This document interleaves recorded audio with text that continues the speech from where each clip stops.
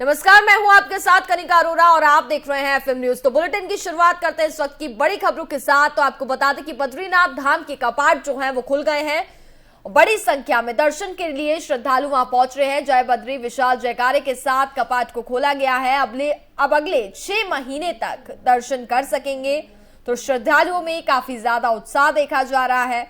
केदारनाथ के धाम खुलने के बाद अब बात करें तो बद्रीनाथ धाम के कपाट भी खोल दिए गए हैं। केदारनाथ में भी हमने देखा कि श्रद्धालुओं में काफी ज्यादा उत्साह देखने को मिला। ये बद्रीनाथ की तस्वीरें हम आपको दिखा रहे हैं, जहां लोगों में काफी उत्साह है और श्रद्धालु भारी तादाद में वहां पहुंच रहे हैं।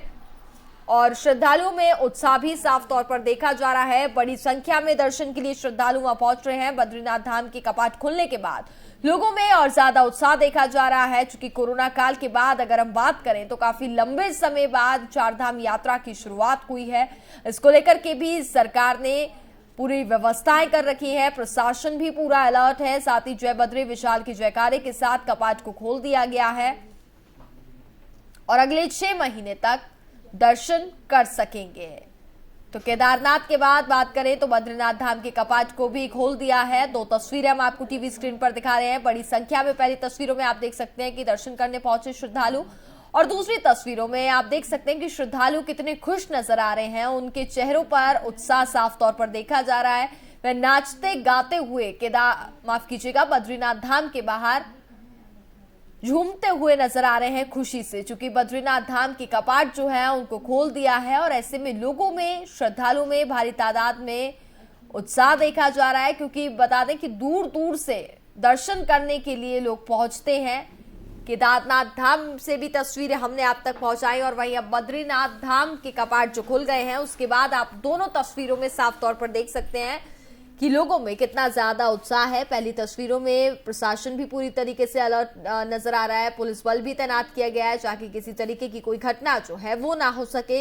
इसको लेकर के भी सरकार काफी ज्यादा सख्त है। और दूसरी तस्वीरों में बेहद फूलों के साथ खूबसूरत मंदिर को सजाया गया है। बद्रीनाथ धाम को बेहद खूबसूरत तरीकों से रंग बिरंगे फूलों के साथ सजाया गया है। तस्वीरों में आप बद्रीनाथ धाम का द्वार जो है वो देख सकते हैं कि फूलों से बखूबी सजाया गया है और भारी तादाद में श्रद्धालु जो है वहां पहुंचे हुए हैं और दर्शन का इंतजार कर रहे हैं।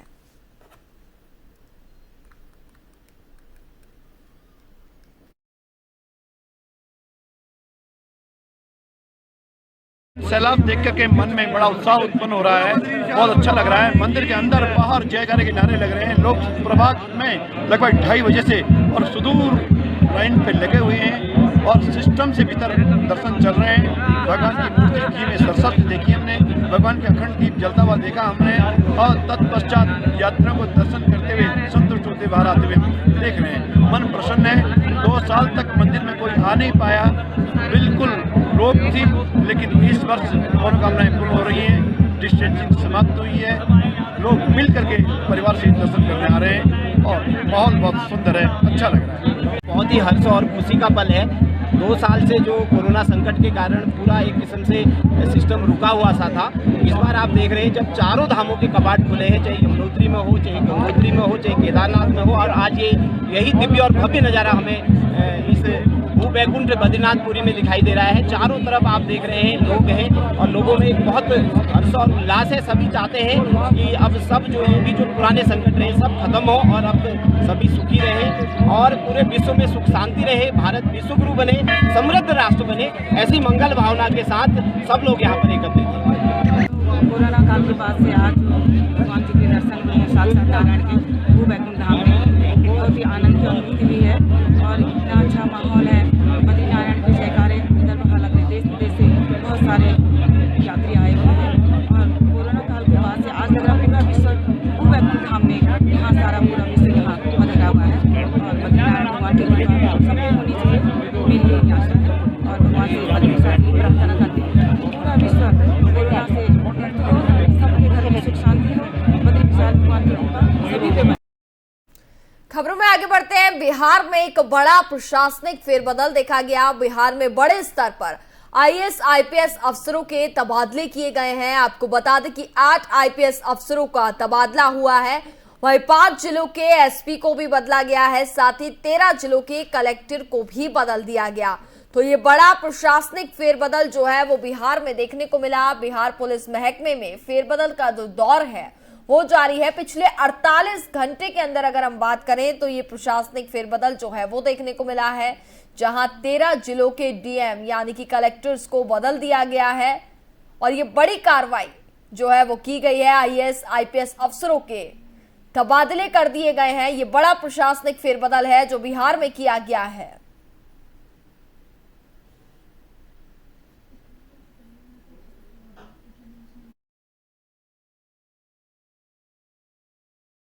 महकमे में फेरबदल का दौर जो है वो जारी है। 48 घंटे के अंदर आज आईपीएस अधिकारियों का तबादला किया गया, जिसमें 5 जिलों के एसपी को भी बदला गया। इसके साथ ही महिला आईपीएस अधिकारी को पदस्थापन की प्रतीक्षा में पुलिस मुख्यालय में बुला लिया गया और तबादले की सूची के मुताबिक 2010 बैच के आईपीएस अधिकारी हिमांशु शंकर त्रिवेदी को पुलिस अधीक्षक अरवल के पद पर पदस्थापित किया गया। वहीं अरविंद कुमार गुप्ता को सहायक निदेशक बिहार पुलिस अकादमी राजगीर के पद पर पदस्थापित करने का ऐलान किया गया। इस बड़े फेरबदल में आज आईपीएस अधिकारियों के जो है वो तबादले किए गए हैं। 5 जिलों के एसपी को बदला गया और साथ ही 13 जिलों के कलेक्टर को भी बदल दिया गया।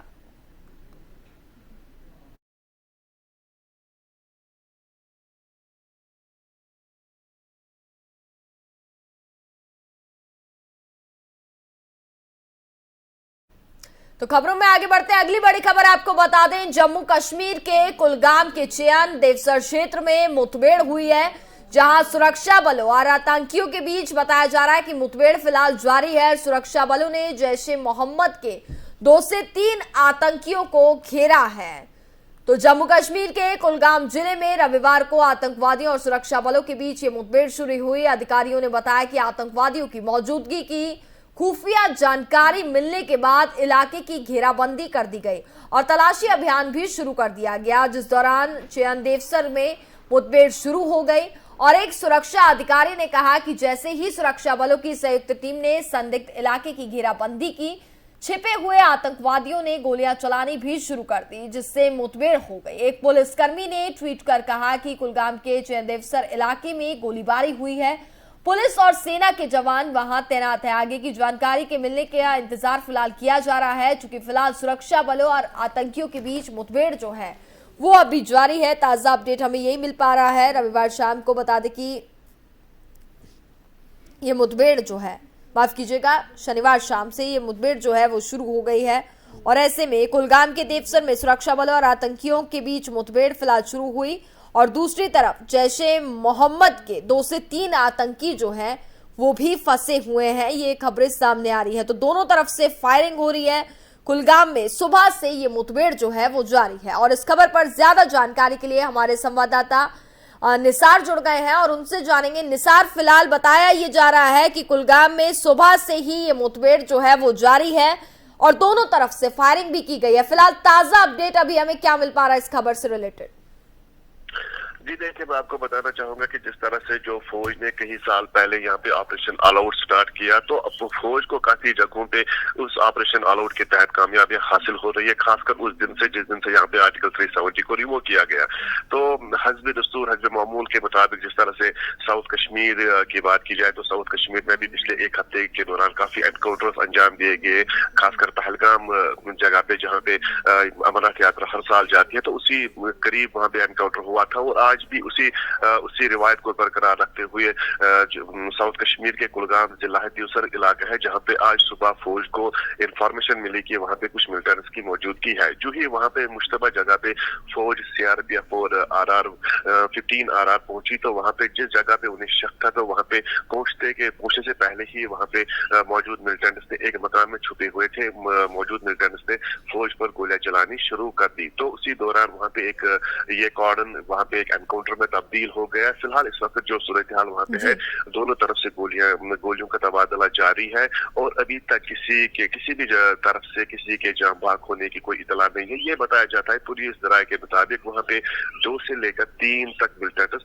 छुपे हो सकते हैं। पूरे इलाके को कार्ड मार्क किया गया, वहाँ पे किसी भी मूवमेंट को अलाउ नहीं है। फिलहाल वहाँ पे पुलिस, सीआरपीएफ और आर्मी इस एनकाउंटर को अंजाम दे रही है। ये बताया जा रहा है कि वहाँ पे कुछ जो मिलिटेंट्स है वो तरबियत याफ्ता है, वो उनके पास जदीद हथियार भी बताए जाते हैं, क्योंकि जिस तरह से उन्होंने फायरिंग स्टार्ट की है, उनके पास ये पुलिस के मुताबिक ये बताया जाता है कि उनके पास जदीद हथियार हो सकते हैं। जी बिल्कुल। और ये भी खबर सामने आ रही है निसार की जैश ए मोहम्मद की दूसरी तरफ 2 से 3 आतंकी जो हैं वो फिलहाल फंसे हुए हैं।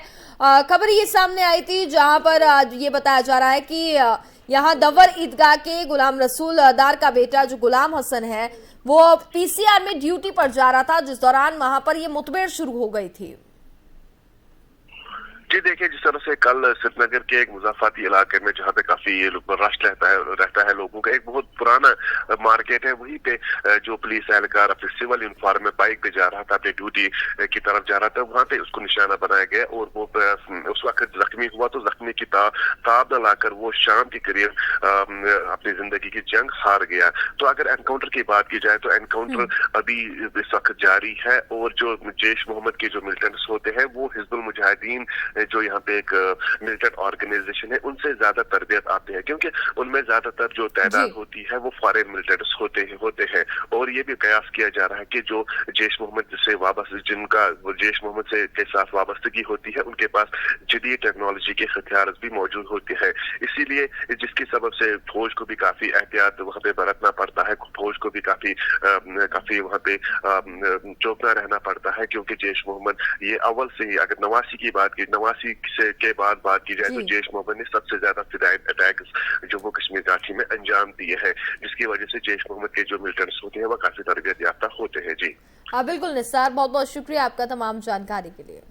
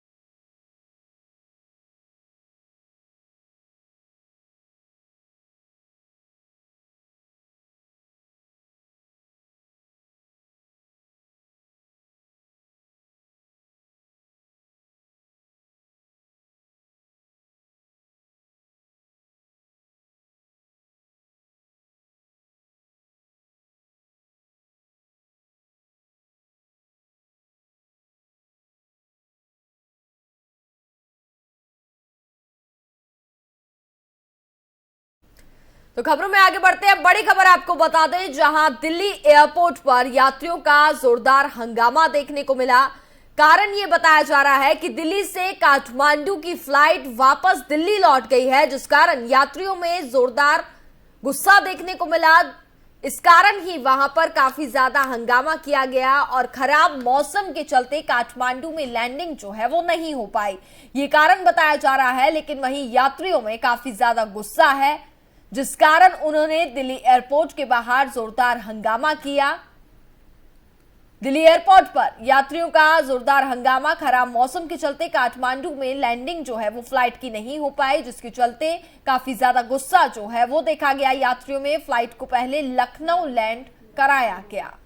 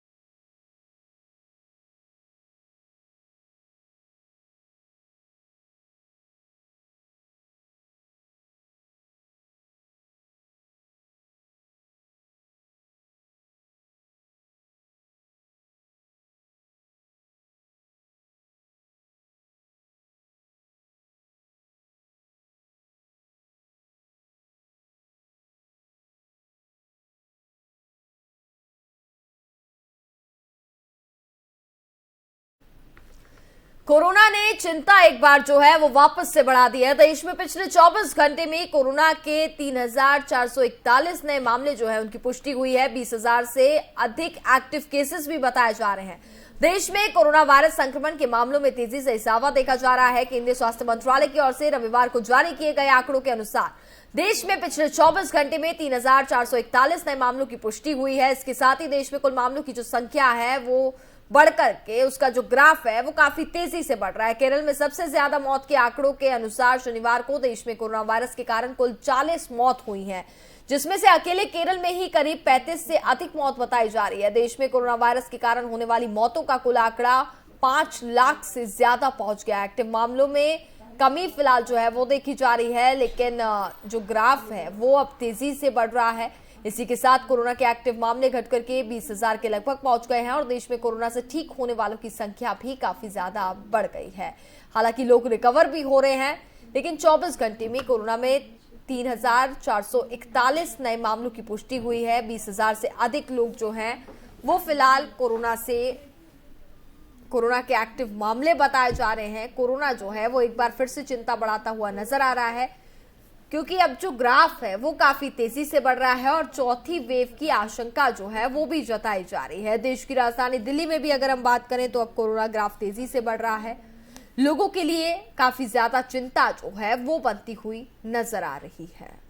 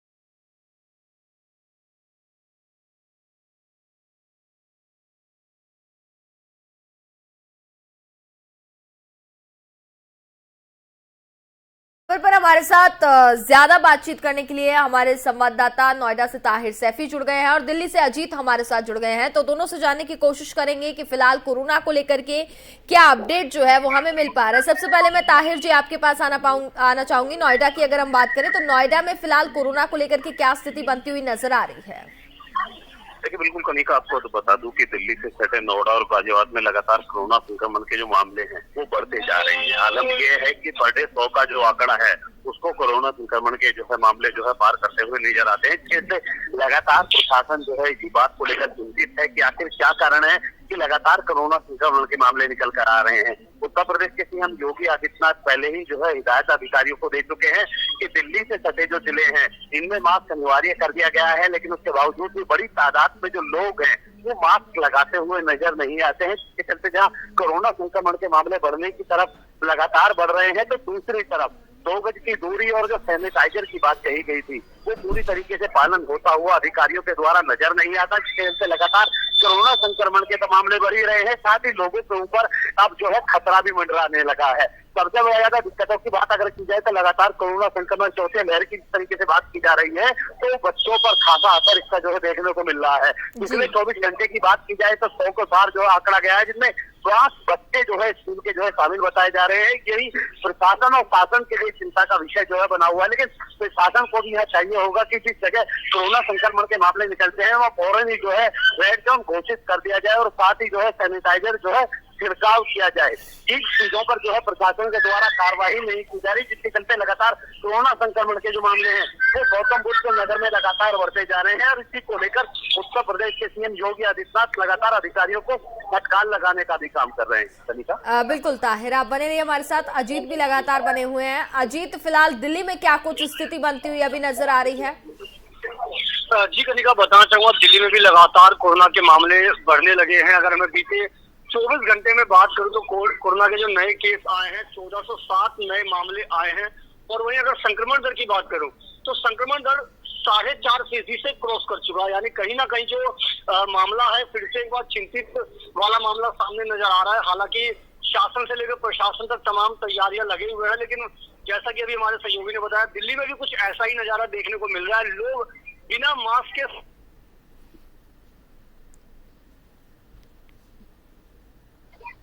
अजीत, आपकी आवाज मेरे तक नहीं पहुंच पा रही है।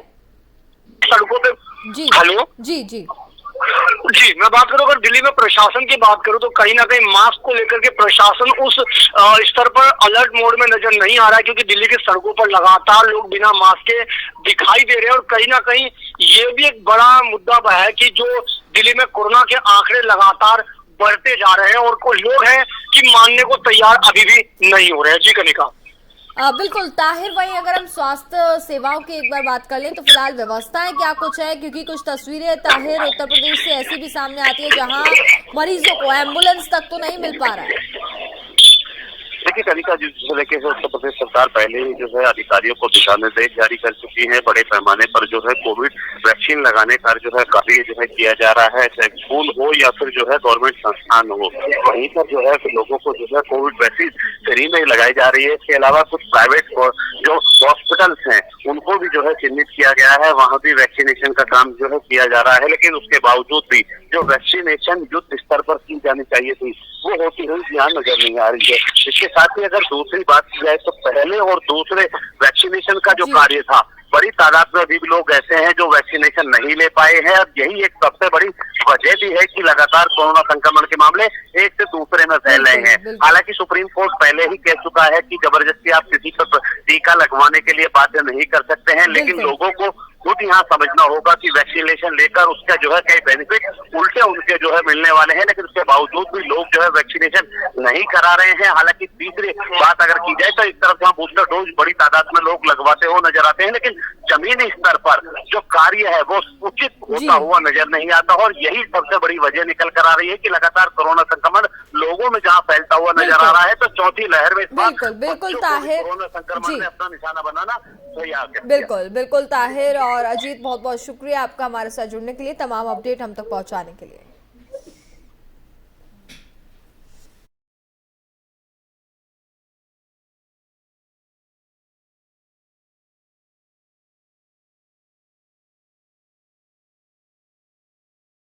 और इसी के साथ फिलहाल इस बुलेटिन में बस इतना ही। देखते रहिए एफएम न्यूज। नमस्कार।